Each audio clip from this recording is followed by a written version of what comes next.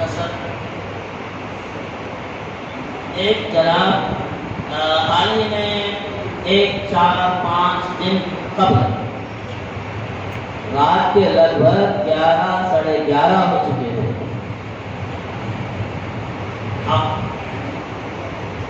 ایک فون آتا لگ بھگ 12:30 بجے اور اس میں یہ سوال ہوتا ہے کہ ایک اہل حدث کا ملا نہیں جیسے مصروف رہتے انٹرنیٹ پہ واٹس ایپ وغیرہ تو اس میں ایک اہل حدث سے بات میں کچھ بات اور زیادہ چل گئی.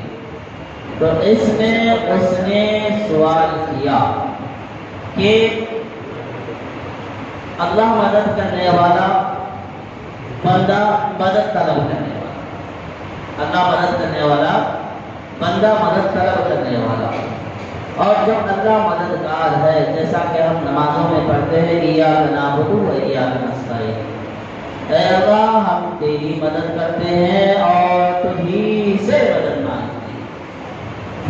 اب جب اللہ مدد کرنے والا ہے ہم مدد کے چاہتے ہیں تو جب اللہ علی کل شیء قدیر ہے، قدرت رکھنے والا مدد کرنے والا ہے، تو درمیان میں یہ وسیلہ کیا ضروری ہے؟ وسیلہ لے کر دعا کرنا. اب یہ جو ہے اس کا جواب قرآن و حدیث کی روشنی میں ہم طلب کرتے ہیں.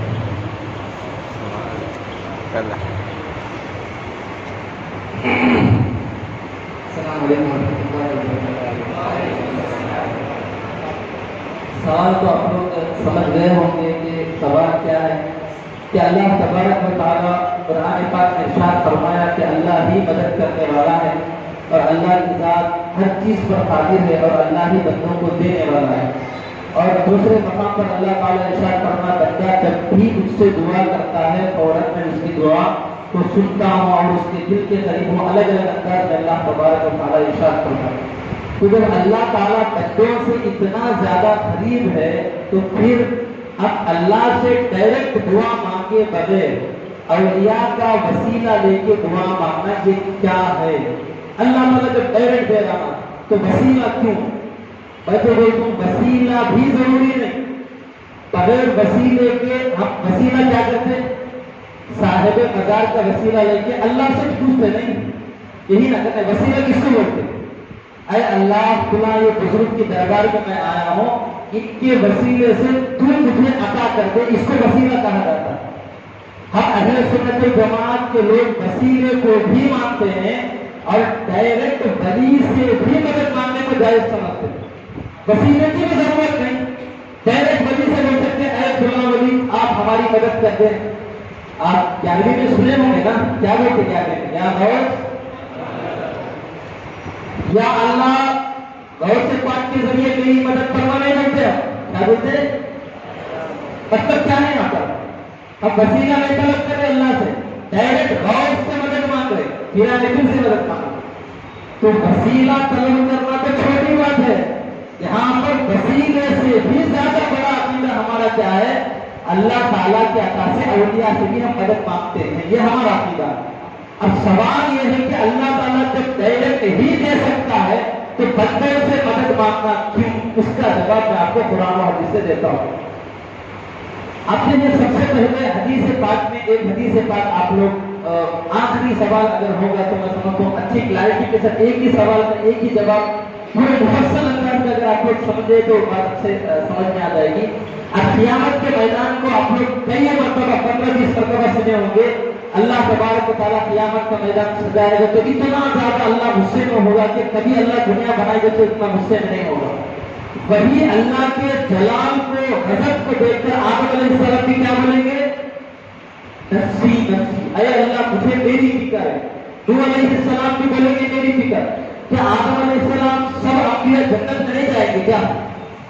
بولے کیا عقیدہ ہے ہمارا؟ جنت میں تو سب جائیں گے نا، مگر پھر بھی کیا بولیں گے وہ لوگ؟ نفسی نفسی. کیوں بولیں گے؟ اللہ تعالیٰ دنیا بنائے جب سے اتنا جلال میں کبھی نہیں آیا جتنا قیامت کے میدان میں آئے گا. تو حدیث پاک میں بخاری کی، مسلم کی، تقریباً حدیث کی 30-40 کتابوں میں یہ ورڈ استعمال ہوا.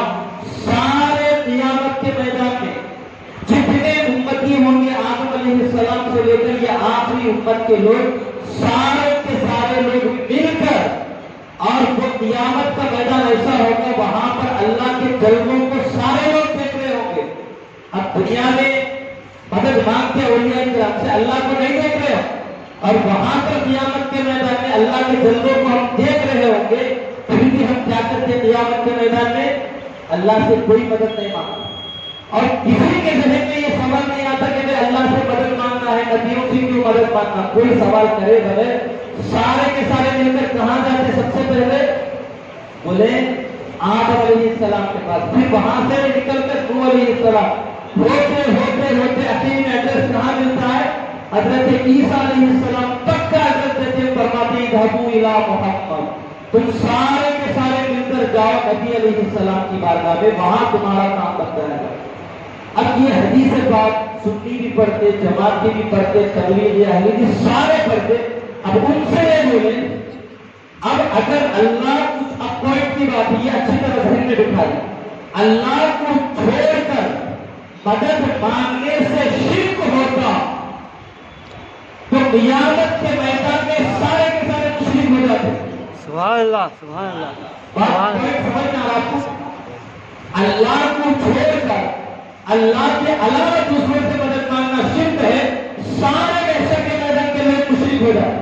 اچھا مشرک صرف لوگ ہی نہیں ہوتے وہاں پر، آدم علیہ السلام معاذ اللہ تمہارے روح کے حساب سے مشرک ہونا چاہیے، کیونکہ آدم علیہ السلام جان اللہ تعالیٰ دیوانے ہو گئے. تم دنیا میں تو اللہ کو نہیں دیکھتے، ان سے مدد مانگ رہے تھے. یہاں اللہ موجود ہے، دکھ رہا ہے تمہارے کو، اللہ کے پاس جاؤ. آدم علیہ السلام بھی نہیں ہوتے، کہاں بولتے جاؤ گے؟ اذهبوا الی نوح، میرے علاوہ تم نوح کے پاس جاؤ، وہاں پر تمہاری بگڑی بنے گی. مطلب کبھی دیش کئی انبیاء 20 انبیاء دوسرے نبیوں کا ایڈریس دے گیا، کوئی نبی اللہ کا ایڈریس نہیں دے گا، کوئی نبی اللہ کے پاس جانے کے نہیں بولے.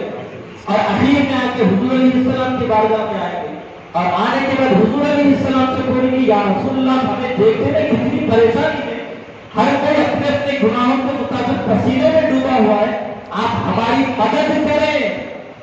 بڑھ کیا آتا ہے حدیث میں استغاثوا، اس کو اچھی طرح ذہن میں بٹھا کر گوگل ٹرانسلیشن میں جا کر اس کا ٹرانسلیشن نکالے. استغاث یستغیث استغاثۃ، یہ عربک ورڈ ہے. سارے محشر کے میدان کے لوگ جا کر مدد طلب کریں گے نبیوں سے. نبی کیا ہے؟ غیر اللہ. تو حضور علیہ السلام سے جب مدد طلب کریں گے، اور حضور علیہ السلام بھی یہ نہیں بولتے کہ تم دیوانے ہو گئے ہو، پاگل ہو گئے ہو، اللہ کے جلوے سامنے ہے، وہاں جا کر مدد مانگنے کے بجائے میرے پاس کیوں آئے ہو، کہ یہ نہیں بولیں گے. سارے جب آئیں گے تو حضور علیہ السلام ارشاد فرمائیں گے انا لہا انا لہا، اے میرے پیارے امتیوں ڈرنے گھبرانے کی ضرورت نہیں، آج سے تمہاری مدد کرنے کے لیے میں ہی ہوں، میرے علاوہ کوئی تمہاری مدد نہیں کرتا. سبحان اللہ، سبحان اللہ. اندازہ تو لگا ہے اللہ کے پاس جاؤ بولتے نہ تو آدم بولتے، نہ تو نوح بولتے، نہ تو سید الانبیاء بولتے.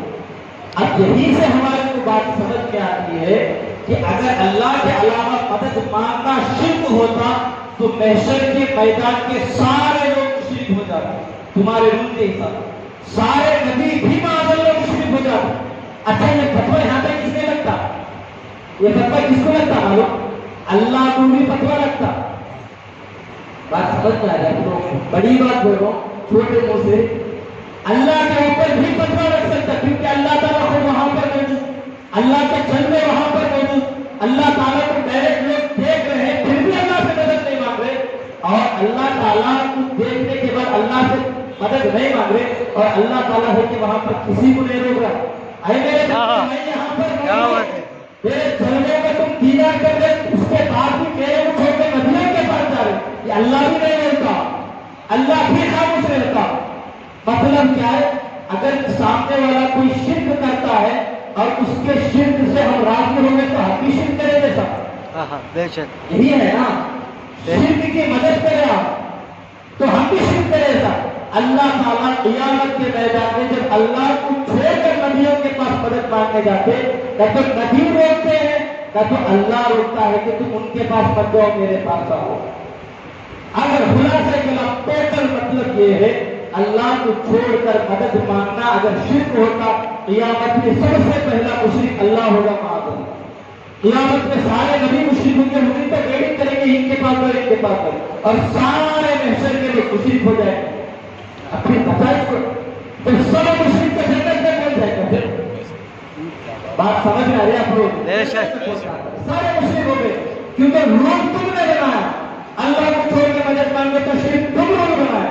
اب تو یہ ہمارا رول کیا ہے؟ اہل سنت والجماعت کا رول سنے. ہم یہ سمجھتے ہیں اللہ کو چھوڑ کر مدد مانگنا شرک ہوتا ہمارے پاس بھی کب؟ دو کنڈیشن کے ساتھ. یہ دو کنڈیشن کو ذہن میں رکھیں. اللہ کو چھوڑ کر کسی سے مدد مانگ رہے یہ سمجھ کر کہ انہیں بھی اللہ ہے تو شرک ہوتا. بات سمجھ رہے؟ جس سے ہم مدد مانگ رہے اسے بھی اللہ سمجھے تو شرک ہوتا. اللہ تو نہیں سمجھ رہے, بندہ سمجھ رہے, مگر یہ سمجھ کے مدد مانگ رہے کہ اللہ ان کو دیے تو بھی دیتے, نہیں دیے تو بھی نہ ہمارے کو دے سکتے. ایسا سمجھ کے مدد مانگنے سے شرک ہوتا. ہم نبیوں سے اولیاء سے مدد مانگتے ہیں تو کیا سمجھ کے مدد مانگتے ہیں؟ اللہ تعالیٰ ان کو دیتا ہے اور اللہ کی عطا سے یہ ہمارے کو دیتے ہیں. شرکی نہیں ہوا. اللہ سے مدد مانگنا چھوڑ بالکل ڈائریکٹ اللہ سے مدد مانگنا. اگر بولے کہ نہیں ڈائریکٹ اللہ سے مدد مانگنا کہاں ہوا؟ یہ تو شرکی ٹھیک ہے. ہمارے کو سمجھ میں لاجک سے سمجھاؤ. لاجک آپ کو سمجھاتا ہوں. اگر کوئی بندہ بہت ہی امپورٹنٹ لاجک, اگر کوئی بندہ ڈاکٹر کے پاس جا کر بیماری کی مدد طلب کر رہا کہ مجھے شفا دے دے اور یہ سمجھ کے شفا طلب کر رہا کہ اللہ دیے تو بھی انہیں شفا دیتا, اللہ اسے پرمیشن نہیں دیا تو بھی انہیں شفا دیتا, یہ بھی شرک ہے. اب ڈاکٹر کے پاس جائیں تو بھی یہ عقیدہ رکھ کے جائیں یہ جو ڈاکٹر ہے اللہ کی عطا سے یہ ہمارے کو شفا دے سکتا ہے. اگر اللہ اس کے ہاتھ میں شفا نہیں رکھتا تو ہمارے کو نہیں دیتا. مطلب کہ دنیا کا کوئی بھی کام ایسا نہیں ہے جو ہم یہ سمجھ کر کسی سے مدد مانگیں. اگر یہ لاجک یوز کریں گے کہ اللہ ان کو دیتا ہے اور یہ اللہ کی عطا سے ہمارے کو دیتے ہیں تو بالکل اس میں کوئی گزارنے کی بات نہیں. اگر کوئی ضد کرتا ہے تو آپ انہیں سے سوال کریں گے قیامت کے میدان میں آپ بھی مشرک ہو جائیں گے. معاذ اللہ, سارے کے سارے انبیاء مشرک ہو جائے گا اور اللہ خود وہاں پر ہوگا اور اللہ بھی مشرک ہو جائے گا. معاذ اللہ. تو جو کام اب یہاں پر اور ایک دلیل سنیں, جو کام قیامت کے میدان میں سارے لوگ مل کر سارے نبیوں کے سامنے اور خدا کے سامنے کریں اور وہ قیامت کے میدان میں جب جائز ہے تو دنیا میں بھی بدر کے اولاد جائز ہی ہوگا. بلکہ اس کو آپ یہ کہہ سکتے ہیں اللہ کے علاوہ اللہ کے نیک بندوں سے مدد لینا یہ تمام نبیوں کی سنت ہے. کیونکہ تمام نبی نے ہمارے کو حضرت دیں گے کہ یہاں یہاں جاؤ. تو اس طرح المدد ہمارے اہل سنت والجماعت کے پاس اس طرح ایک نہیں دو نہیں کئیوں ایسے حروف سے کئیوں ایسے دلیلیں ہیں جس سے ہمیں معلوم ہوتا ہے کہ اللہ کے نیک بندوں سے مدد ہم طلب کر سکتے ہیں. بس دو کنڈیشن کے ساتھ مدد طلب کر سکتے ہیں, یہ کہ انہیں خدا نہ سمجھے.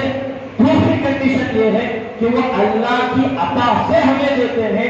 اگر اللہ کی عطا ان کے اوپر بھی نہیں ہے ولی تو کیا کبھی بھی کچھ بھی نہیں دے سکتی. ہمارا عقیدہ یہی ہے نا. ہمارا عقیدہ کبھی بھی یہ نہیں کہ نبی اپنی طرف سے کچھ بھی دیتے نہیں, اللہ ان کو دیتا ہے اور وہ اللہ کے عطا سے ہمارے کو دیتے. بخاری شریف کی حدیث پر حضور علیہ السلام خود ارشاد فرماتے ہیں انما انا قاسم واللہ یؤتی. لوگوں دنیا کے سارے خزانے اللہ مجھے عطا کرتا ہے اور میں سارے لوگوں میں تقسیم کرتا ہوں.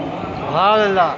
سبحان اللہ. معلوم ہوتا ہے کہ اللہ تعالیٰ اپنے نیک محبوب بندوں کو دنیا کی نعمتوں کے خزانے دیتا ہے اور وہ اللہ کی دی ہوئی خزانوں میں سے دنیا والوں کو دیتے ہیں. تو اس میں کوئی پرابلم کی بات نہیں. یہ بالکل قرآن و حدیث سے ثابت عمل ہے.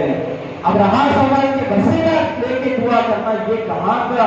یہ ہے اللہ تعالیٰ چھٹے بارے میں ارشاد فرمایا یا ایھا الذین آمنوا اتقوا اللہ وابتغوا الیہ الوسیلہ، اے اللہ، اے ایمان والو، تم اللہ تک پہنچنے کے لیے وسیلہ طلب کرو۔